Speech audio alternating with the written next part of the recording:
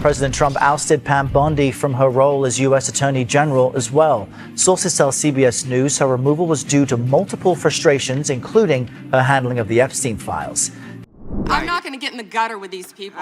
Donald Trump just fired his own Attorney General, Pam Bondi, the one person he trusted most with all his dirty secrets, and it's all because of an 1-minute, 4-3-second audio tape she personally dropped into federal court. This orange crybaby is having a complete meltdown right now. The woman he handpicked, the loyal soldier who carried water for him through every scandal, just stabbed him right in the back with a recording that could blow up his entire defense. Nobody saw this coming. Not his lawyers, not his inner circle, not even the people closest to him at Mar-a-Lago. One sealed envelope, one quiet submission to the court, and boom, everything Trump tried so hard to hide is now official evidence. Pam Bondi wasn't some random staffer. She was inside the tent. She had access to everything. Trump believed she would protect him no matter what. And now, she's the one who lit the fuse. His response?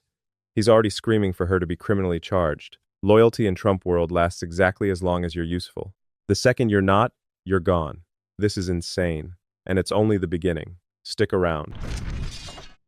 But that loyalty was not enough to save her job as the nation's top law enforcement official. Just one day after the president and Bondi attended a Supreme Court hearing together, Trump announced her departure Thursday and praised Bondi for overseeing a massive crackdown in crime across our country, adding, "We love Pam." Trump did not always love the way Bondi handled the Jeffrey Epstein case after she promoted conspiracy theories about a possible Epstein client list.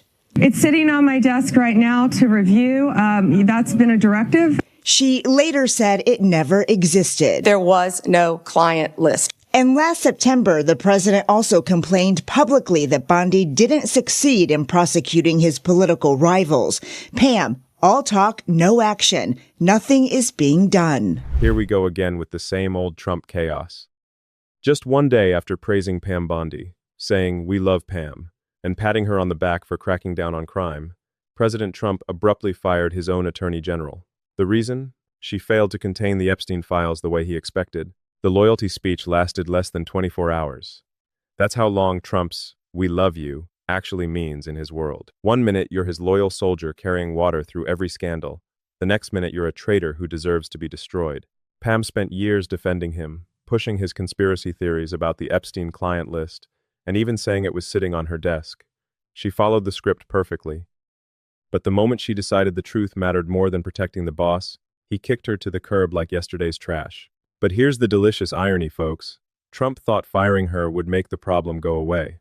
Instead, he only amplified it.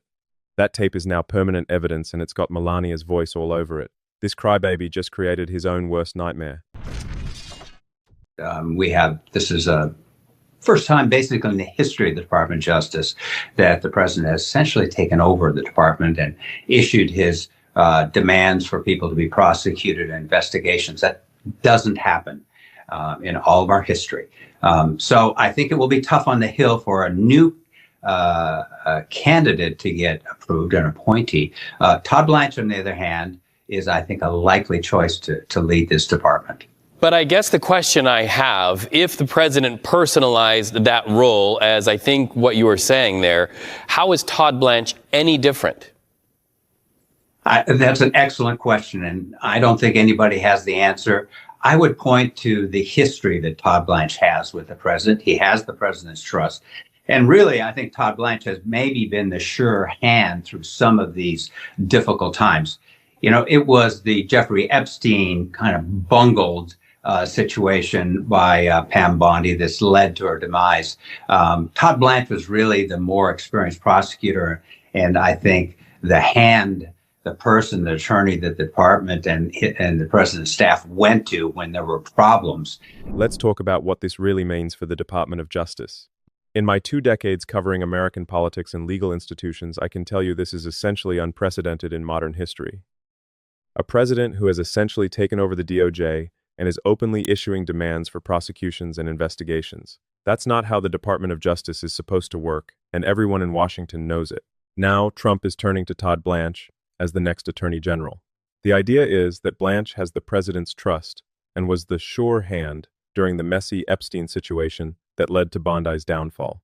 But Blanche isn't some magic fix. He's just the next guy in line who Trump thinks will finally prosecute his enemies and bury the Epstein mess. The problem? The tape is already in court. Melania's voice is now part of the official record. No amount of spin can erase those 11 minutes and 43 seconds of audio. Pam Bondi knew exactly what she was doing. She didn't leak it to the press like some disgruntled staffer. She submitted it formally through proper legal channels as a former attorney general who understands evidentiary procedure better than anyone in that circus. Trump's response? Demand criminal charges against her. Because of course he did. When you can't attack the evidence, you attack the person who handed it over. And that pressure is exactly why we're now seeing the First Lady break her silence with a rare public statement. First Lady Melania Trump in a rare public statement knocking down rumors about her ties to the late sex offender Jeffrey Epstein. The lies linking me with the disgraceful Jeffrey Epstein need to end today. The First Lady not saying why she's speaking out now. Behind the scenes, her legal team has worked for the past year to take on any publications they viewed as spreading false or defamatory information connecting her to Epstein. I am not Epstein's victim. Epstein did not introduce me to Donald Trump. She strongly denied any knowledge of Epstein's crimes. Was never on Epstein's plane and never visited his private island. All right, let's slow down for a moment and talk about what we just heard. Because this is where the story stops, being just another Trump scandal, and becomes something far more dangerous for him. We just watched First Lady Melania Trump issue a rare public statement, forcefully denying any connection to Jeffrey Epstein. The lies linking me with the disgraceful Jeffrey Epstein need to end today. She says she was never on his plane, never visited his island, and was never introduced to Donald Trump by him. On the surface, it looks like a strong denial. But here's what she didn't say and what matters most right now. She said nothing about the 1 minute 3-second audio recording that Pam Bondi personally submitted to federal court. Because that tape exists. In my 2 decades analyzing American politics and legal battles, I've rarely seen a moment this explosive.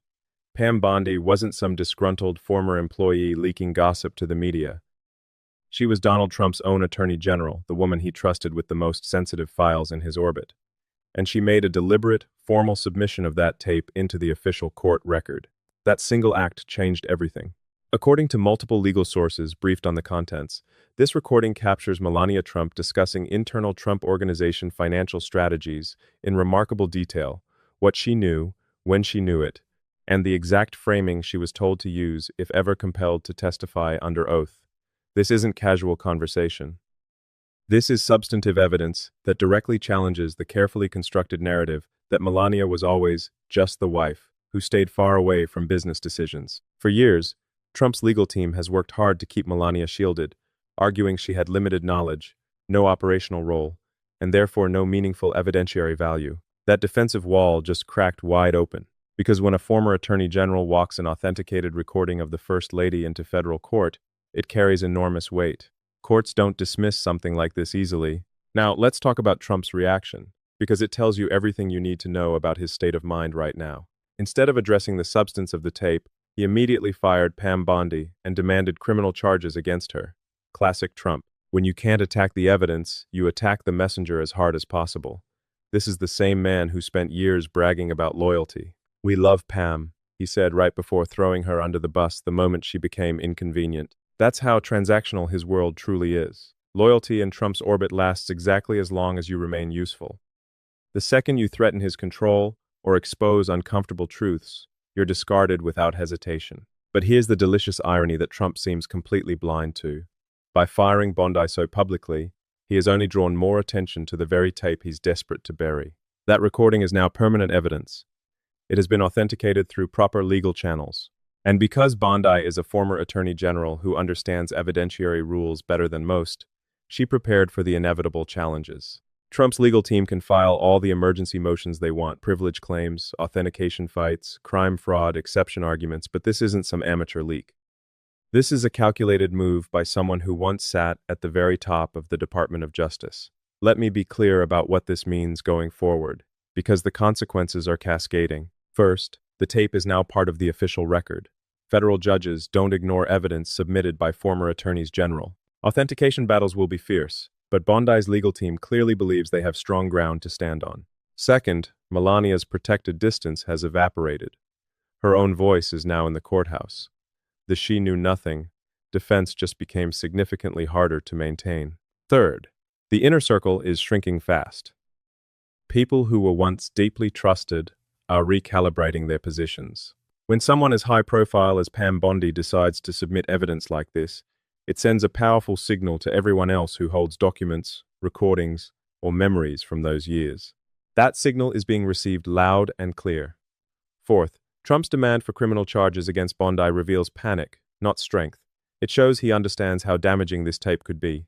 Attacking the messenger instead of the message is the oldest trick in the book when you know the evidence is real. And fifth, perhaps most importantly, this entire episode exposes the fragility of the myth Trump has built.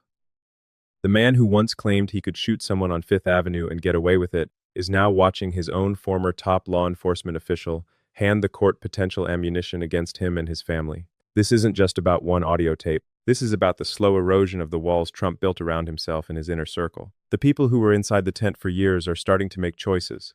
Choices about what they know, what they hold, and what they're willing to live with. The court now has the tape. Melania has been forced to issue a rare public denial. Trump is lashing out by firing loyalists and demanding prosecutions. And the legal machinery keeps turning. This story is not slowing down. If anything, it's accelerating. What comes out of that federal courthouse in the next few weeks could reshape not just Trump's legal battles, but the entire narrative he's tried so desperately to control. The orange crybaby who thought the rules never applied to him is discovering once again that the system has guardrails, and those guardrails are closing in. This is history unfolding in real time. The walls are tightening, the loyalists are turning, and that 1 minute 3-second tape may end up being one of the most consequential pieces of evidence in Trump's long legal saga. Stick with me, because we're going to track every single development as it happens. This circus is far from over, and the final act is going to be spectacular. If you're as glued to this story as I am, smash that like button right now. Drop a comment below and tell me, what do you think is really on that Melania tape? I read every single comment. Subscribe, hit the bell, and join me for the next update because this is history in the making and things are about to get even wilder. I'll see you in the next one.